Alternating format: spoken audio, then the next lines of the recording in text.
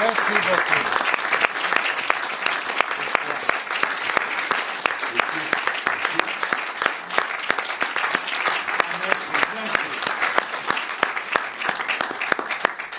This is William Friedkin. And I'm Beatrice. It will be a pleasure to translate you. And of course, Mr. Friedkin. Merci, mademoiselle. I see there's a chord. Yes. There is a Hello. for you to not escape. So, for my first song tonight, I chose a song by Charles Trenet called La Mer, the Bobby Darin version. Alors voilà, pour ce soir, bien sûr, je vais vous interpréter une chanson de Trenet, La Mer.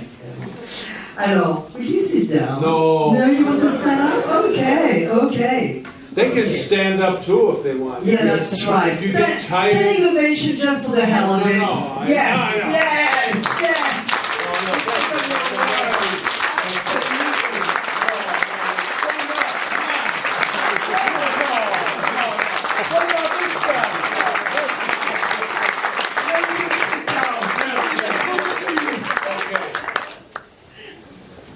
Merci beaucoup.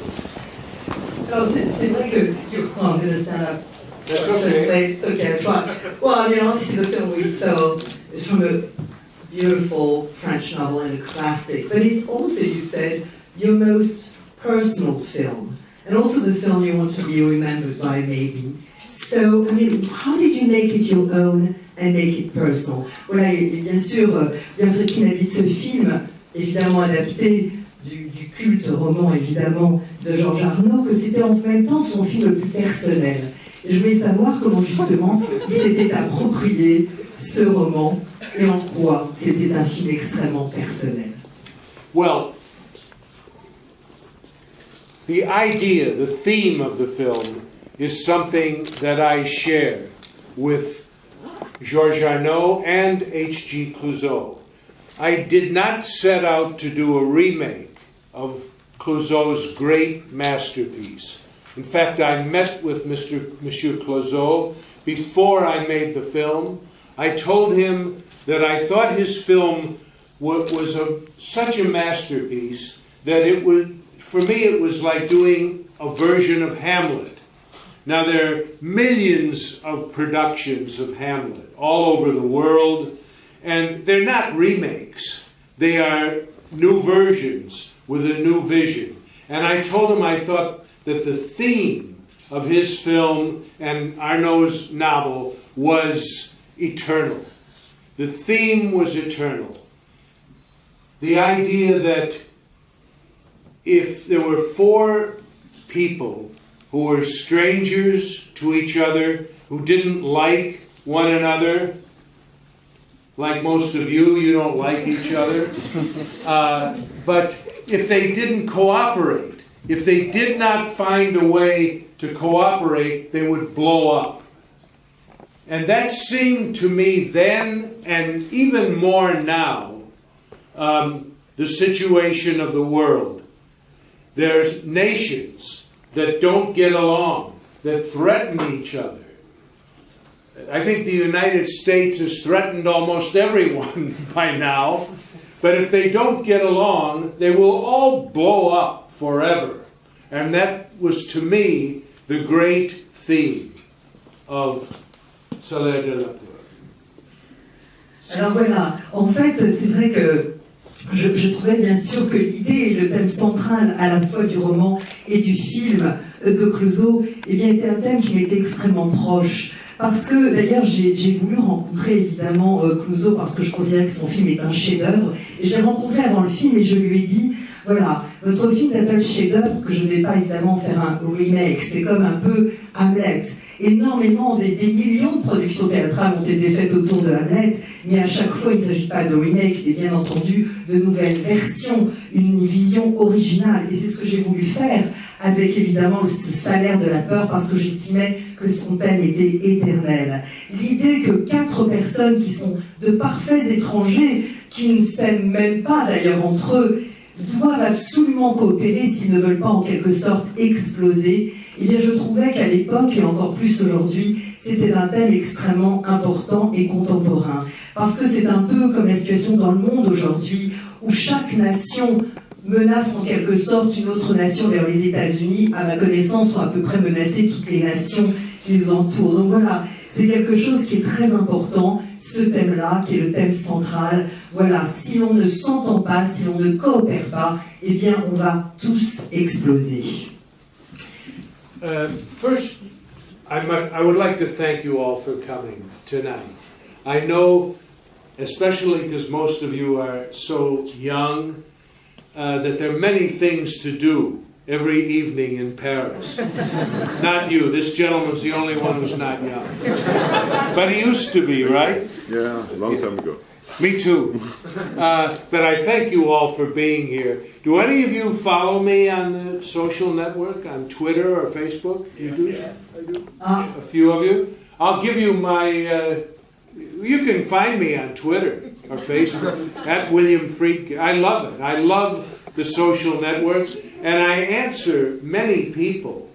I take time every day to see what the public and what the Twitter and Facebook people are interested in, and a few others too. So I'm very happy that you all came this evening, and it's an honor to be here and to be in the city that I probably feel the closest to of any major city in the world.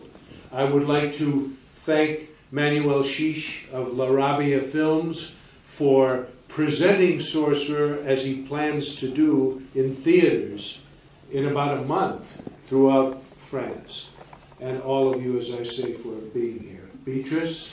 Alors voilà, je voudrais d'abord vous remercier évidemment de votre présence, surtout vous qui êtes si jeune, enfin, sauf vous, pardonnez-moi monsieur, mais William Friedkin a dit que lui aussi à une époque, voilà, il était jeune, voilà, parce qu'évidemment à Paris, on a énormément de choses à faire le soir, donc merci d'être là. Je voulais aussi savoir combien d'entre vous le suivaient sur Twitter ou sur Facebook, là, vous avez donné la réponse, et William Friedkin de dire, moi j'adore ça, d'ailleurs je réponds très souvent, voilà, sur le web, et je trouve que c'est formidable parce que la communauté Twitter, Facebook et d'autres encore, c'est formidable qu'ils sont intéressés comme ça par tout ce qui se passe. Donc pour moi, c'est un bonheur d'être ici avec vous ce soir, c'est un honneur aussi de présenter ce film dans la ville qui probablement de toutes les villes importantes du monde est une des villes qui m'est les plus chères, et je tenais tout particulièrement à remercier Manuel Chiche de la Rabia Film, bien sûr, qui va sortir distribuer Sorcerer partout en France, en fait, à partir du 15 juillet, je crois. Am I keeping you awake? You okay? Vous êtes ok, vous êtes... I can talk quiet. Il peut aussi parler plus bas si vous avez envie de dormir. Yes, and if any of you don't like the film, you can Twitter me and say, how could you make a piece of shit like that? Alors, si vous n'aimez pas le film, vous pouvez le mettre sur Twitter, mais comment vous avez pu faire une merde pareille, quoi? So I'll have something to laugh about before I go to sleep tonight. Usually I'm asleep about now. Comme ça, je me marrais avant d'aller me coucher. D'ailleurs, d'habitude, c'est l'heure à laquelle je suis déjà couché. But I doubt this very much. But anyway, Sorcerer has had an extraordinary journey before its French release now. I mean, bashed, then half forgotten, then restored thanks to you, and now, I mean, critically acclaimed by the audiences, by the critics. Shows you how dumb they are. Exactly, ça montre combien ils étaient bêtes, les autres. Mais what I want to know is within your heart, I mean, so many years later, what dominates? Is it pride, joy, a sense of poetic justice, maybe? Voilà, 25-28 ans après, qu'est-ce qui domine finalement aujourd'hui? Parce que ce film a vraiment eu un parcours extraordinaire qui continue puisqu'il va sortir en France cet été. Qu'est-ce qui domine aujourd'hui chez lui? La fierté, la joie, un sens de justice poétique, comme on dirait aux États-Unis? Well, when I hear a question like that, my mind immediately goes to Vincent van Gogh, who made, don't laugh, who made over 3,000 paintings, oils, watercolors, sketches, and did not sell a painting in his lifetime.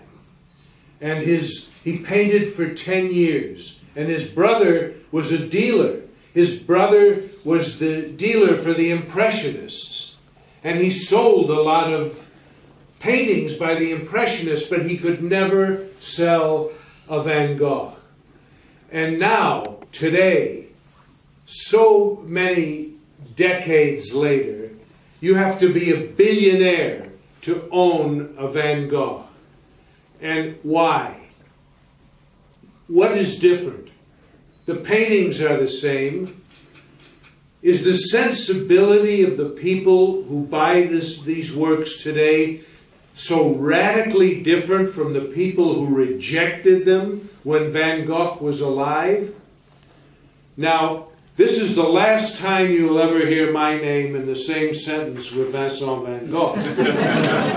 But when my film, when Sorcerer came back with new prints into theaters and onto Blu-ray, and by people like Manuel Shish all over the world, I felt a kind of like a second life, one that Van Gogh never had, was never able to see his work accepted. He must have known that it was great. He must have known that his work was good. Don't you think so? Yes. Of course. Or he wouldn't have made 3,000 works of art. So, when Sorcerer came out, it was rejected in the same way. It was cast away. And to see it come back now, as it will be in so many places around the world, and has begun to already, is a kind of feeling of redemption. Yes. It's one that one of the greatest artists in the world was never able to enjoy. If you believe in an afterlife, as probably you don't, because most of you are probably Cartesian. Yes, you are a Cartesian. Oh, of course. You don't believe in an afterlife. But I would like to think that somewhere Van Gogh is able to smile at what is going on, though, and maybe, perhaps, his spirit lives on through his work. The only film that I've ever made that I feel that way about is this one. I've made that many films, maybe 15 films in 50 years at the most, but this is the only one that is closest to me because it reflects my specific attitude about life. And with all of its despair, and then hope, and then disappointment, we're born with great hope and great enthusiasm, and we accomplish something or we don't, but we live. Maybe we fall in love with someone. Maybe we have children that we love and friends, and then it's all over. And then we die. And at heart, that's what this film is saying. I remember, if I'm not going to load you up too much. Oh, no. Sylvester Stallone once said to me that every day of his life, he thinks about some guy knocking on his door. And he opens the door, and the guy says, "It's all over. Your career is over. We're taking away the furniture, the rugs, all the paintings, the food. We're taking your wife and children, and it's all over. And you're finished." And this is a guy who is very successful in his life, but that's how he feels. And that's why to him, as he's expressed to me, Sorcerer is such an important film. Voilà, alors c'est vrai que lorsque j'entends une telle question, eh bien je pense, et oui, à Vincent Van Gogh, qui a fait plus de 3000 tableaux durant sa vie, que ce soit des huiles, des aquarelles, des dessins, et qui n'en a pas vendu un seul, ou peut-être un seulement. Et pendant 10 ans, alors que son frère était justement représentait les impressionnistes, et même son frère n'arrivait pas à vendre un de ses tableaux. Donc des dizaines d'années plus tard, qui peut aujourd'hui acheter un Van Gogh? Eh bien, ce sont les milliardaires. Pourquoi, monsieur, je dis, quelle est la différence au fond? Est-ce que cela veut dire que les sensibilités d'aujourd'hui sont radicalement différentes, puisque le tableau, lui, reste le même? Donc comment est-ce qu'on peut aller du rejet absolu justement à l'acceptation absolue? Alors rassurez-vous, c'est la dernière fois que vous entendrez mon nom lié à celui de Van Gogh, mais c'est vrai que je pense qu'il y a un petit peu la même chose là-dedans, au sens artistique du terme. Je me souviens lorsque Sorcerer est ressorti, quand on a fait les nouvelles copies, le Blu-ray, etc., quand des gens tels que Manuel Chiche y ont cru, et ce film aujourd'hui va être revu partout dans le monde, eh bien, je me suis dit, voilà, c'était comme une deuxième vie, soudain. Et finalement, une vie que Van Gogh, lui, n'avait jamais eue, puisqu'il n'a jamais vu le jour où son œuvre, finalement, a été acceptée du public. Donc, je crois que, bien sûr, c'est extraordinaire. Je pense qu'il savait quelque part en lui que son œuvre était immense. Sinon, pourquoi aurait-il persévéré jusqu'à faire 2-3 000 tableaux? Mais c'est vrai que quand Sorcerer est sorti et qu'il a été totalement rejeté, eh bien, de le voir revivre aujourd'hui, c'est pour moi comme une sorte de seconde vie, comme je l'ai dit, de rédemption. C'est vrai que aujourd'hui, Van Gogh, un des plus grands artistes de tous les temps, eh bien, n'est plus là. Mais si vous croyez en une seconde vie, en la réincarnation, en tout cas, ou quelque chose après la mort, mais peut-être êtes-vous tous cartésiens, eh bien, vous dites que, ou en tout cas, moi je me dis que quelque part, Van Gogh est en train de sourire et que son esprit vit à travers aussi son œuvre.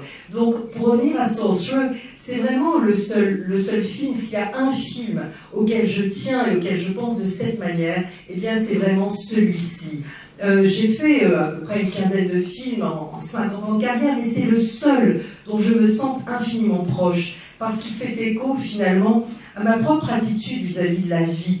C'est-à-dire la vie qui pour moi est faite d'espoir, de désillusion, de tout ce qui fait notre quotidien, mais c'est aussi une vie à laquelle nous savons que nous allons aimer peut-être, avoir des enfants peut-être, des amis certainement, mais qu'il y a une chose qui est certaine, c'est que la mort un jour frappe à la porte.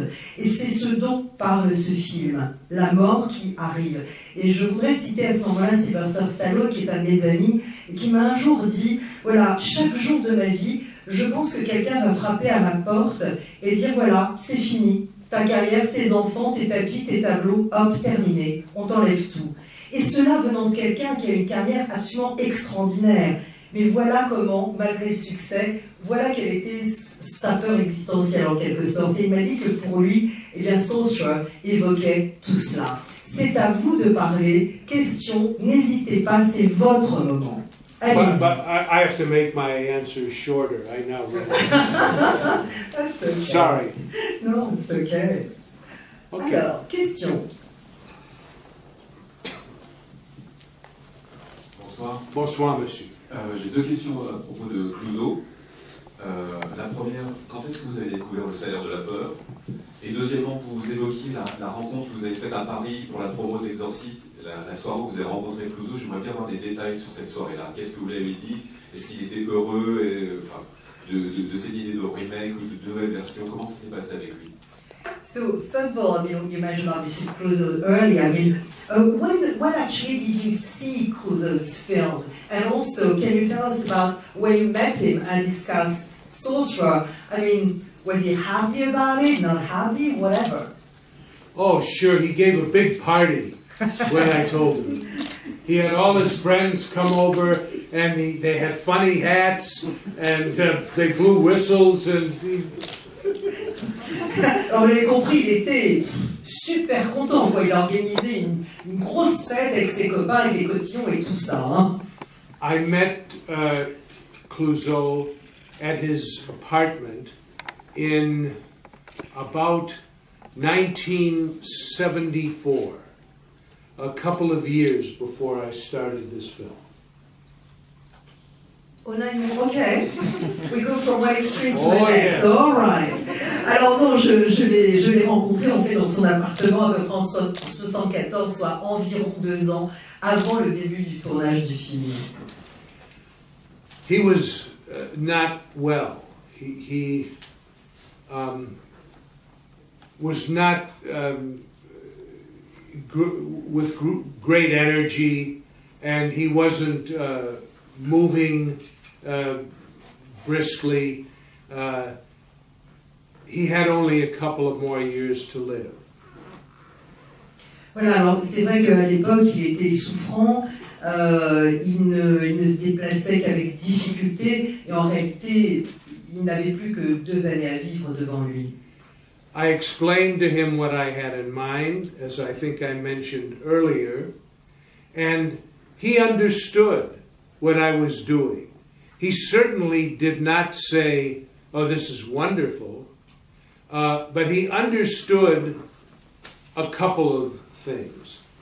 Alors voilà, il m'a effectivement, je lui ai expliqué quel était mon projet, ma vision, et il a compris ce que je voulais faire et voulais dire, même si c'est vrai, il n'a pas trouvé ça formidable.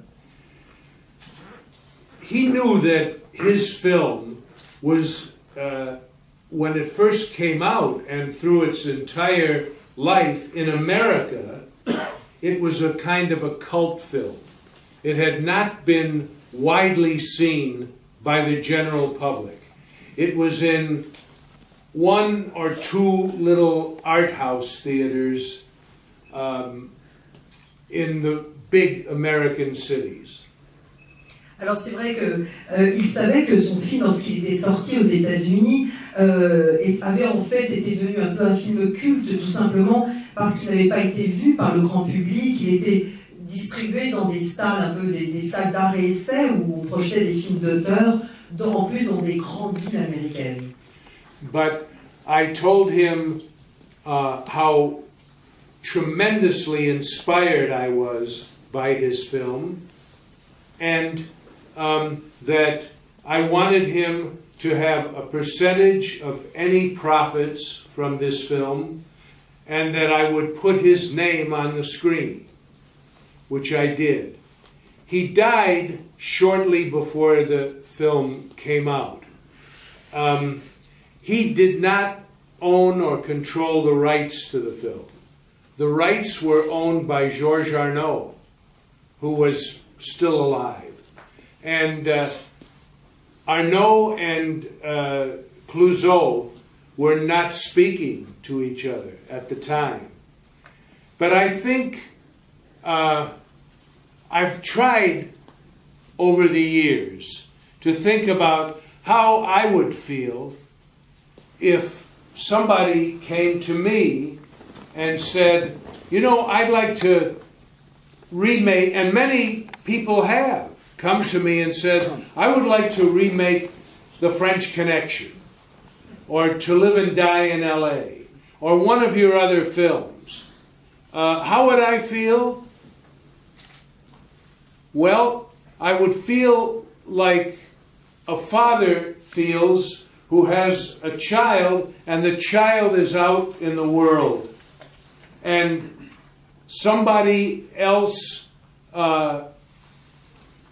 falls in love with that child, and they get married, and they have another life. I would not resent it.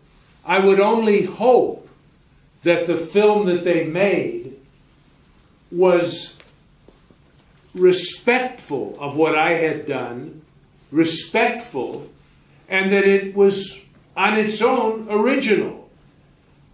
I wouldn't throw a party for such a person, but I would have understood it if he resented it, but he did not.